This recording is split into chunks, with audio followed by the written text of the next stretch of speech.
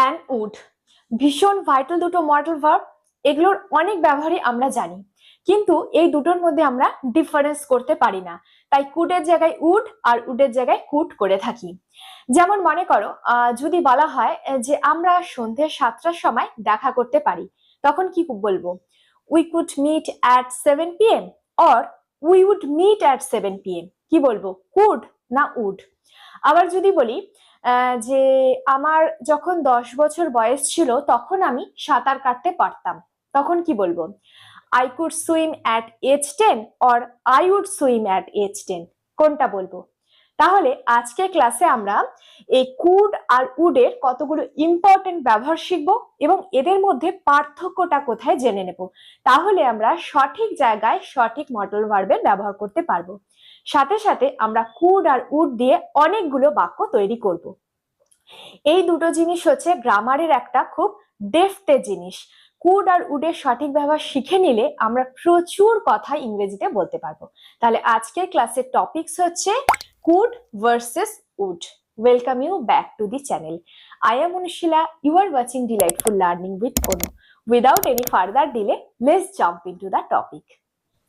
Could আর উডের important ব্যবহারগুলো শিখবো, সাথে সাথে দুটোর মধ্যে আমরা পার্থক্য করতে পারবো। প্রথমে দেখে নাও পাস্ট টেন্স।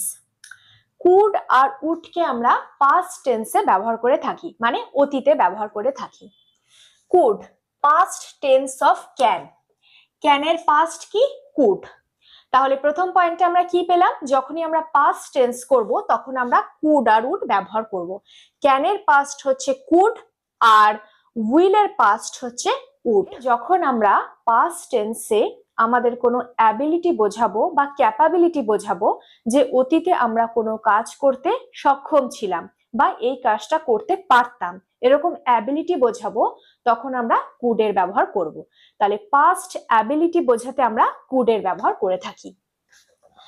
যেমন মনে করো I could read when I was 4। I could read মানে আমি পড়তে পারতাম যখন আমার 4 বছর বয়স ছিল, মানে আমি যখন 4-এ ছিলাম তখনই আমি পড়তে পারতাম। তাহলে কি 4 বছর বয়সে, মানে এটা পাস্টের কথা বলা হয়েছে, পাস্টে আমার একটা অ্যাবিলিটির কথা বলা হয়েছে, কি না? আমি পড়তে পারতাম, রিড করতে পারতাম, তাই এখানে কুডের ব্যবহার হয়েছে। পাস্ট অ্যাবিলিটি মানে কোনো কিছু করার ক্ষমতা বা ক্যাপাবিলিটি। আরেকটা বলা যেতে পারে আই কুড মানে করতে পারতাম, এই অর্থে I could swim at age 10। 10 বছর বয়সে আমি সাঁতার কাটতে পারতাম। আই কুড সুইম পারতাম অ্যাট এজ 10, 10 বছর বয়সে আমি সাঁতার কাটতে পারতাম। তাহলে যখনই আমরা পাস্ট অ্যাবিলিটি বা পাস্ট ক্যাপাবিলিটি বোঝাবো তখন আমরা কুডের ব্যবহার করব। নেক্সট, এবার দেখি উডের ব্যবহারটা কোথায় করে থাকি। প্রথমে বললাম উইলের পাস্ট হচ্ছে উড, উইলের পাস্ট হচ্ছে উড। তাহলে যখনই আমরা কোনো অতীতের কথা বলতে চাইবো, মানে এমন কিছু ফিউচারের ঘটনাও হতে পারে যেটাকে অতীত করে বলছি, তখন আমরা উডের ব্যবহার করব। প্র্যাকটিস করলে বুঝতে পারবে। যেমন মনে করো আই নিউ আমি জানতাম, you would win the match. Past করা হয়েছে আই নিউ আমি জানতাম, you would win the match যে তুমি ম্যাচটা জিতবে।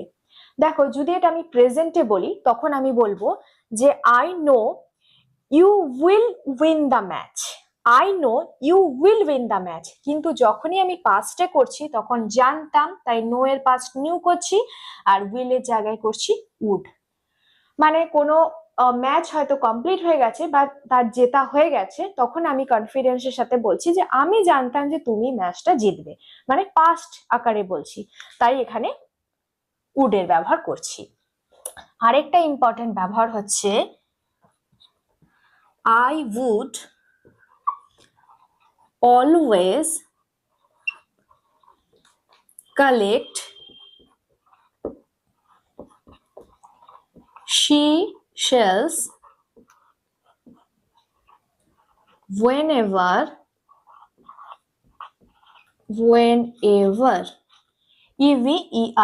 whenever we went to the beach. সেন্টেন্সটা ভালো করে দেখো, I would always collect seashells. seashells মানে হচ্ছে ঝিনুক বা শামুকের খোল, এরকম মানে সামুদ্রিক জিনিসগুলো। I would always collect seashells, আমি সব সময় ঝিনুক সংগ্রহ করতাম, whenever যখনই আমরা বিচে যেতাম, যখনই আমরা বিচে ঘুরতে যেতাম তখনই আমি ঝিনুক সংগ্রহ করতাম। মানে কি, এটা আমি একটা পাস্টের আমার হ্যাবিটের কথা বলছি, বা রিপিটেড অ্যাকশন, মানে অতীতে আমি এটা বারবার করে থাকতাম বা অতীতে এটা আমার অভ্যাস ছিল। এরকমই রিপিটেড অ্যাকশন বা পাস্ট হ্যাবিট বোঝাতে আমরা কুডের ব্যবহার করে থাকি। পাস্ট হ্যাবিট বা রিপিটেড অ্যাকশন খুব গুরুত্বপূর্ণ জিনিস, মানে অতীতে কোনো কাজ আমি নিয়মিত করতাম বা করে আসতাম, এরকম বোঝাতে আমরা উডের ব্যবহার করছি। তাহলে এর থেকেই দেখো খুব সহজে আমরা প্রথমে ডিফারেন্সটা পেয়ে গেলাম। দুটোই হচ্ছে কুড আর উড, দুটোই হচ্ছে আমরা পাস্টে ব্যবহার করছি।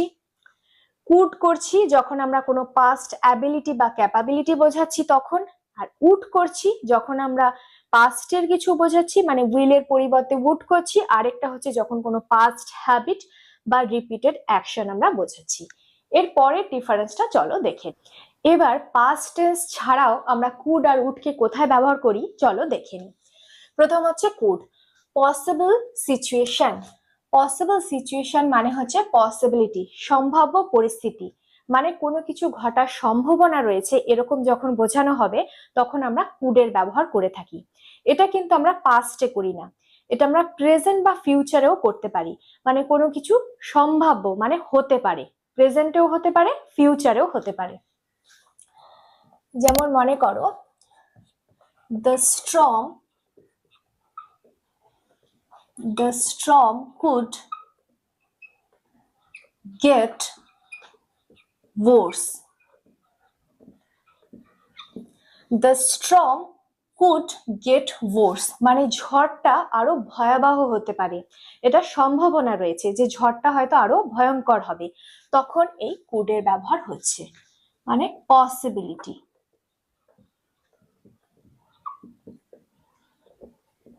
এটা প্রেজেন্টেও হতে পারে ফিউচারেও হতে পারে, পসিবিলিটি। সে হয়তো ঘরে থাকতে পারে, মানে তার ঘরে থাকার পসিবিলিটি রয়েছে, he could be at home, he could be at home. Next, that could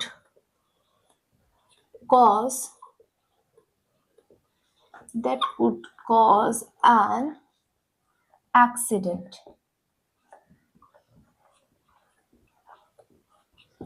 That could cause an accident মানে ওটা একটা দুর্ঘটনা ঘটাতে পারে, মানে কোনো জিনিস সম্পর্কে আমরা বলছি যে এটা দুর্ঘটনা ঘটাতে পারে, মানে পসিবিলিটি রয়েছে, তাই এখানে আমরা কুডের ব্যবহার করছি। তাহলে যখনই আমরা পসিবিলিটি বোঝাতে চাইছি তখন আমরা কুডের ব্যবহার করব। এবার দেখি উডের ব্যবহার কখন করছি। আরেকটা জিনিস বলে রাখি যে এই যে পসিবিলিটি বোঝাচ্ছি এই ক্ষেত্রে কিন্তু আমরা উডের ব্যবহার করব না। এই ক্ষেত্রে সব থেকে অ্যাপ্রোপ্রিয়েট মডেল হবে কুড। এটা কিন্তু বলতে পারবো না the storm would get worse, that would cause an accident, এই ক্ষেত্রে কিন্তু কুডই ব্যবহার করব। এবার উড ব্যবহার করব হচ্ছে ইমাজিনারি সিচুয়েশনের ক্ষেত্রে, ইমাজিনারি সিচুয়েশনস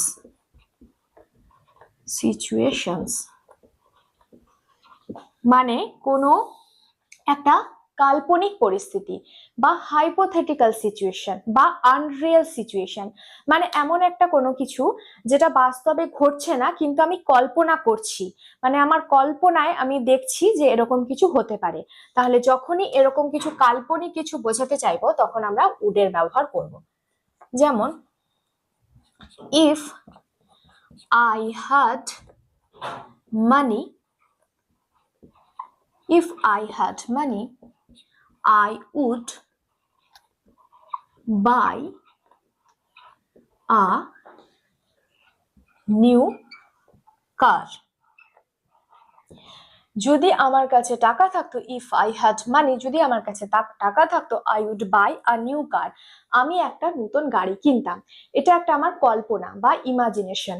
রিয়েল ফ্যাক্ট কি, আমার কাছে মানি নেই এবং আমি কোনো নতুন কার কিনছি না, কিন্তু ইমাজিনেশনে এটা হচ্ছে। তাই যখনই কোনো ইমাজিনেশন বোঝানো হবে তখন আমরা উড এর ব্যবহার করে থাকি। I would travel the world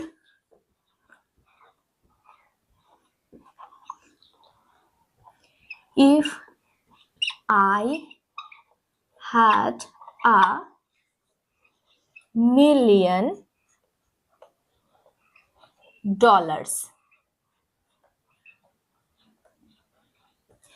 I would travel the world, আমি সারা পৃথিবীতে ট্রাভেল করতে পারতাম বা ঘুরে বেড়াতে পারতাম, ইফ আই হ্যাড $1 million, যদি আমার কাছে $1,000,000 থাকতো। তাহলে এটা একটা হাইপোথেটিক্যাল সিচুয়েশন বা ইমাজিনারি সিচুয়েশন যে আমার কাছে $1,000,000 নেই এবং পুরো ওয়ার্ল্ড আমি ট্রাভেল করতে পারছি না। তাহলে যখনই কোনো ইমাজিনারি কিছু বোঝাবো তখন সব সময় আমরা would এর ব্যবহার করব। তাহলে এখানে খুব সহজে আমরা দুটোকে ডিফারেন্সিয়েট করতে পারবো। কুড করছি যখন কোনো পসিবিলিটি বোঝাচ্ছি, সম্ভাবনা বোঝাচ্ছি, আর উড করছি যখন কোনো কাল্পনিক সিচুয়েশন বোঝাচ্ছি বা আনরিয়েল কিছু বোঝাচ্ছি। এরপরে ডিফারেন্সটা চলো দেখে। কুডের ব্যবহার করে থাকি যখন আমরা সাজেশনস বোঝাই, মানে কাউকে কোনো উপদেশ দিই বা কাউকে কোনো কিছু করার জন্য সাজেস্ট করি, তখন আমরা কুডের ব্যবহার করে থাকি, উড করি না। যেমন মনে করো, we could go for a walk. আমি কাউকে বলছি, আমি আমার কোনো বন্ধুকে বলছি যে আমরা তো হাঁটতে যেতে পারি, we could go for a walk, আমরা তো ওয়াকে যেতে পারি, মানে কোনো কিছু কাউকে সাজেস্ট করছি। যখনই সাজেস্ট করব তখন কুড করব। You could try the new cafe, তুমি নতুন ক্যাফেটাতে গিয়ে দেখতে পারো বা নতুন ক্যাফেটা ট্রাই করতে পারো। কাউকে আমি সাজেস্ট করছি যে একটা নতুন ক্যাফে খুলেছে, সেখানে তুমি যেতে পারো। তাহলে যখনই সাজেশন দেব তখন উড এর ব্যবহার করব। আমরা আজ সন্ধ্যে 7টার সময় দেখা করতে পারি, মানে সাজেশন দিচ্ছি, we could meet at 7 PM, we could meet at 7 PM। এই ক্ষেত্রে কিন্তু উড হবে না। এবার দেখি উড কোথায় হচ্ছে। উড হবে মেকিং অফার্স, মেকিং অফার্স মানে কাউকে আমরা কোনো কিছু অফার করছি। যখন সাজেস্ট করছি কুড, যখন অফার করছি তখন উড। যেমন would you like some coffee?